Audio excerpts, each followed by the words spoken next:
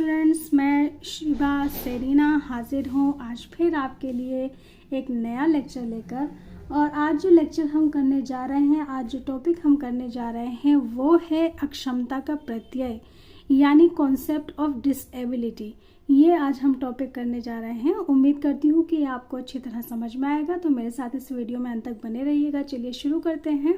तो कॉन्सेप्ट जो है डिसेबिलिटी का, जो कॉन्सेप्ट है उसको समझने से पहले हमें एजुकेशन को जानना होगा, क्योंकि हम एजुकेशन के संदर्भ में डिसेबिलिटी के कॉन्सेप्ट को जो है समझेंगे। ठीक है, तो चलिए शुरू करते हैं। शिक्षा अधिगम, अनुकरण एवं शिक्षण के परिणाम स्वरूप होने वाला वह प्रक्रम है, प्रक्रम यानी प्रोसेस, वह प्रक्रम है जो व्यक्ति के व्यवहार को परिमार्जित यानी कि बेहतर करने तथा सकारात्मक समायोजन यानी पॉजिटिव एडजस्टमेंट करने में उसकी सहायता करता है। शिक्षा एक अत्यंत व्यापक संप्रत्यय है, यानी कि बहुत ही बड़ा कॉन्सेप्ट है। एजुकेशन में बहुत सारी चीज़ें आती हैं जिसका प्रयोग अनेक अर्थों में किया जाता है। उनमें से एक प्रमुख अर्थ है शिक्षा विकास की एक प्रक्रिया है। तो सबसे ज़्यादा बहुत सारी चीज़ें इसमें आती हैं, लेकिन जो बेहतर और ज़्यादा हम इसको समझते हैं वो ये कि शिक्षा जो है वो विकास की एक प्रक्रिया है, यानी education is a process of development. ठीक है, ये एक प्रोसेस है और इस प्रोसेस में जो है इंसान बेहतर से बेहतर होता चला जाता है और उसका डेवलपमेंट जो है वो होता चला जाता है। प्राचीन काल से ही भारत में शिक्षा को इसी अर्थ में स्वीकार किया जाता रहा है।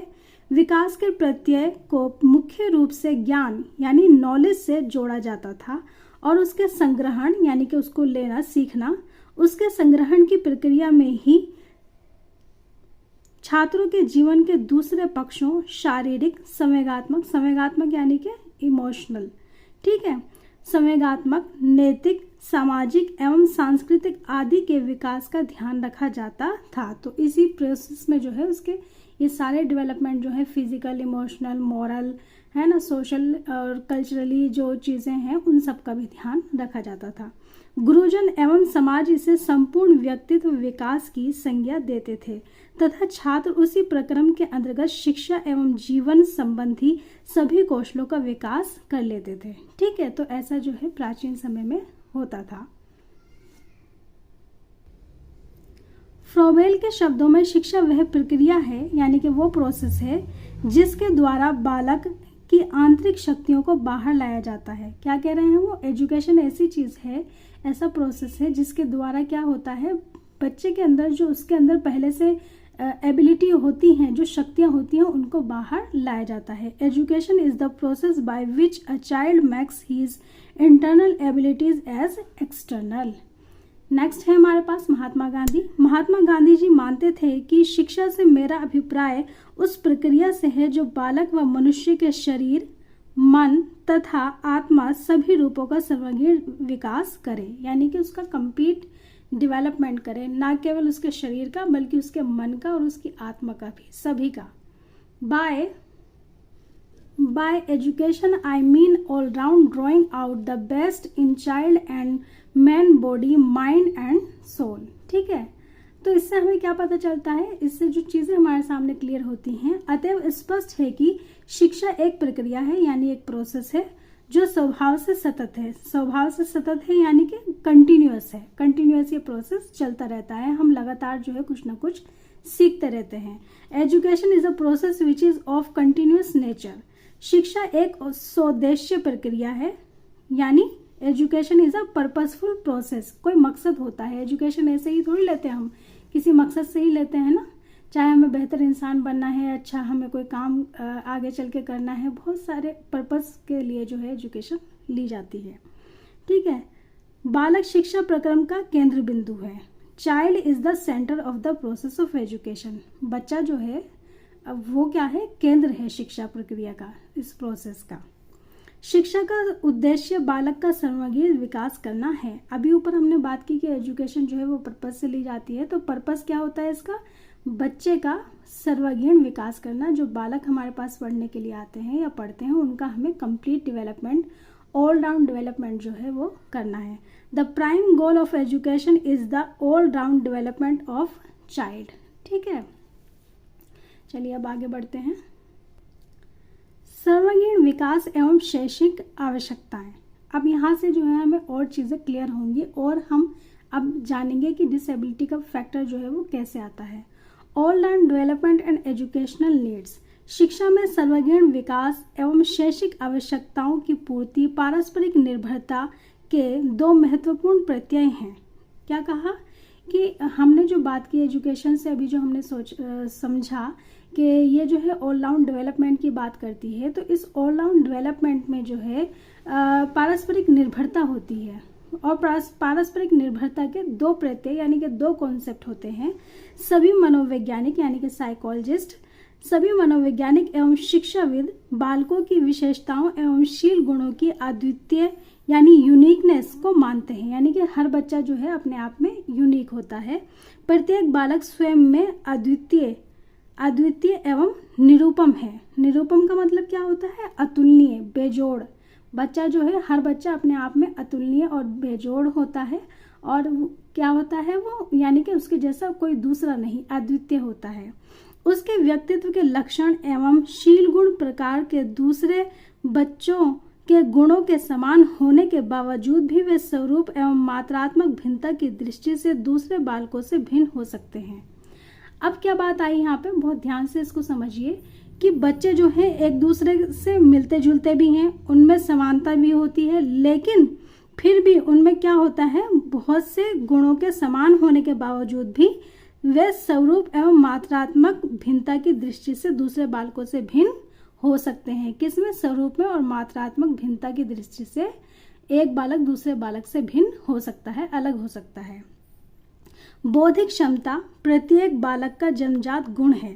हर बच्चा जो है जन्म से उसके अंदर कॉमन सेंस होती है, बौद्धिक क्षमता होती है, लेकिन विभिन्न बालकों की बुद्धि लब्धि में अंतर होता है। लेकिन क्या होता है कि हर बच्चे की जो बुद्धि लब्धि है, उसका जो कोशंट है, उसकी जो समझ है, उसकी जो समझ का जो भागफल है, जो प्राप्ति है, उसमें अंतर होता है। जैसे आप अपने आसपास भी देखते होंगे, आपने महसूस किया होगा कि कोई बच्चा जो है आपको ज़्यादा शार्प नज़र आता है, कोई थोड़ा सा स्लो लर्नर होता है, कोई किसी चीज़ में ज़्यादा अच्छा होता है, कोई किसी चीज़ में ज़्यादा अच्छा होता है ना। सब अलग अलग गुण जो हैं इनके वो हमें दिखाई पड़ते हैं और उनमें जो बौद्धिक क्षमता जो होती है, वो उसकी जो बुद्धि लब्धि होती है, उसमें अंतर होता है। बालकों में शारीरिक, बौद्धिक, संवेगात्मक तथा सामाजिक गुणों की दृष्टि से भिन्नताएं होती हैं। ठीक है, हर तरह से जो है वो एक दूसरे से अलग होते हैं, भिन्नताएं होती हैं। ये भिन्नताएं उनकी शैक्षणिक आवश्यकताओं का आधार होती हैं। अब उनमें जो भिन्नताएं हैं उसी के आधार पर तो उनकी नीड्स बनेंगी कि भाई एक बच्चा जो है फिजिकल नीड्स उसकी कुछ ऐसी हैं कि उसको कुछ और ज़रूरतें हैं एजुकेशन सिस्टम में। किसी बच्चे को जो है उसकी कुछ मेंटल एबिलिटीज़ की वजह से कुछ और नीड्स हैं एजुकेशन सिस्टम में।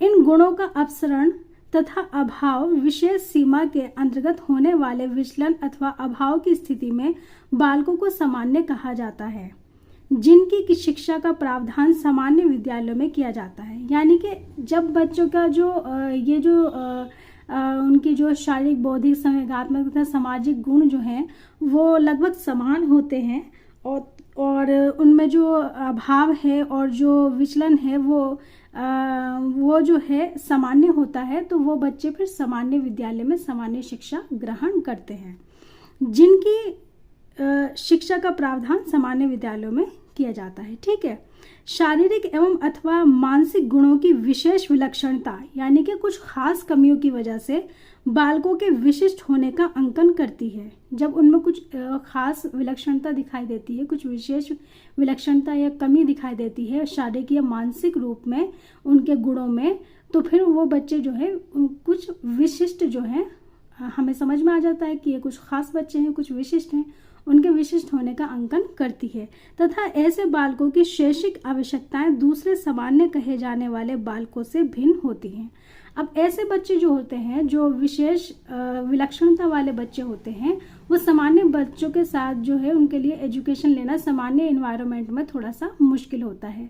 ठीक है, तो हमें पता चलता है कि उनकी कुछ खास नीड्स हैं, कुछ स्पेशल नीड्स हैं। तो बालक के विकास के उद्देश्य को प्राप्त करने के लिए इन आवश्यकताओं की पूर्ति करना आवश्यक समझा जाता है। अब जब हमें पता चल गया कि ये बच्चे जो हैं कुछ ख़ास नीड्स वाले हैं, कुछ विशिष्ट जो हैं ज़रूरतें हैं इनकी, तो उसके अकॉर्डिंग जो है हमें उनको फिर स्टडी करानी होती है, उन चीज़ों को हमें ध्यान में रखना होता है। ठीक है, तो अब उनका जो विकास करना होगा हमें उनकी उन ज़रूरतों के हिसाब से करना होगा। उनकी एजुकेशन जो है उनकी उन ज़रूरतों को ध्यान में रखकर उन्हें दिलानी होगी, ताकि उनका जो है उनका जो डेवलपमेंट है वो हो सके। लेकिन ये डेवलपमेंट कैसा होगा, क्या इस डेवलपमेंट की कोई सीमा होती है? जैसे कि आप एक हेडिंग देख रहे हैं आपके सामने, विकास आत्यंतिक नहीं होता, डेवलपमेंट इज नेवर एटमोस्ट। यानी कि इन बच्चों का जो आगे विकास होगा, इन बच्चों के जो आगे ऑल राउंड डेवलपमेंट होगा, वो किस तरीके का होगा, क्या उसकी कोई सीमा है या फिर वो असीम है, तो इसके बारे में बता रहे हैं हम। तो ये सवाल इसलिए उठा कि जब हमने ये समझा कि ये जो स्पेशल नीड्स वाले बच्चे हैं, जिनको एजुकेशन में स्पेशल नीड्स की ज़रूरत है, जब हम इनको इनका डेवलपमेंट करने जाएंगे, ऑल राउंड डेवलपमेंट करने जाएंगे, तो हमारे जहन में एक स्ट्रक्चर, एक खाका तो मौजूद होना चाहिए कि हमें इन बच्चों को कहाँ तक पहुँचाना है। तो उसके लिए हमें देखना होगा कि क्या इसकी कोई सीमा है, तो वो हमें अभी पता चलेगा। मैं आपको पढ़ के बताती हूँ, हालांकि मैंने इसको पहले से देखा हुआ है, फिर भी मैं आपको पढ़ के बताती हूँ। विकास का पक्ष बौद्धिक हो अथवा शारीरिक, मानसिक हो अथवा सामाजिक, उसके विकास की अंतिम छोर सीमा अनिश्चित नहीं होती। यानी कि उसका जो मैक्सिमम पॉइंट होगा वो अनिश्चित नहीं होता, वो फिक्स्ड होता है। हमें पता होता है कि इसकी मैक्सिमम सीमा जो है वो कहाँ तक हो सकती है।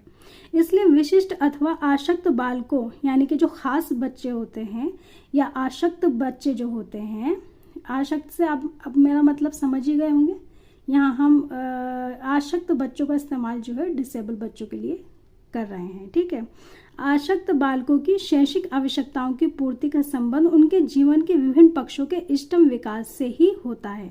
तो हमें उन बच्चों को कैसा बनाना है, उनका कैसा विकास करना है कि उनकी जो भी उनकी चीज़ें हैं, उनको हमें उनकी ही चीज़ों को इस तरह उजागर करना है, इस तरह ट्रेन करना है, इस तरह सिखाना है, इस तरह पढ़ाना है कि वो अपने ही वर्जन का बेस्ट वर्जन बन सकें, मतलब खुद का बेस्ट जो है वो दे पाएं।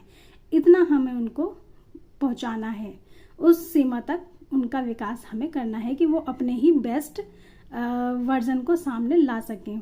ठीक है, बौद्धिक विकास की दृष्टि से आवश्यकताओं पर आधारित एक सफल शिक्षण प्रणाली किसी मंदबुद्धि बालक को उच्च बौद्धिक कौशल प्राप्त करने में समर्थ नहीं बना सकती। अब क्या कहा कि एक बच्चा है, वो मंदबुद्धि बालक है, तो उस मंदबुद्धि बालक बच्चे को हम जो है उच्च बौद्धिक कौशल प्राप्त करने में समर्थ नहीं बना सकते। वो उच्च बौद्धिक कौशल तो प्राप्त नहीं कर सकेगा, लेकिन अपनी ही क्षमता में बेस्ट जो वो कर सकता है वो हम उसे करना सिखा सकते हैं। उसकी वो एबिलिटी जो है हम बाहर ला सकते हैं। इसलिए विशिष्ट शैक्षणिक आवश्यकताओं पर आधारित शिक्षा प्रणाली का स्पष्ट ध्येय आसक्त बालकों की क्षमताओं के इष्टतम विकास में सहायता करना है। इष्टतम यानी कि सर्वाधिक उनकी अपनी ही एबिलिटी का सर्वाधिक पॉइंट जो है उसको हमें बाहर लाना है, वहाँ तक उनको पहुँचाना है, ऑप्टिमम लेवल पे उनको लाना है, विकास में सहायता करना है, ताकि वे स्वयं को उपयोगी, सशक्त,